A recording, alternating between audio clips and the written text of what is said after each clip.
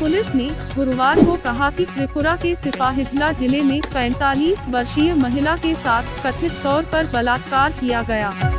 मेलगढ़ police station की प्रभारी अधिकारी सुकांता भट्टाचार्य ने बताया कि महिला बुधवार को रिश्तेदार के यहाँ से घर लौट रही थी।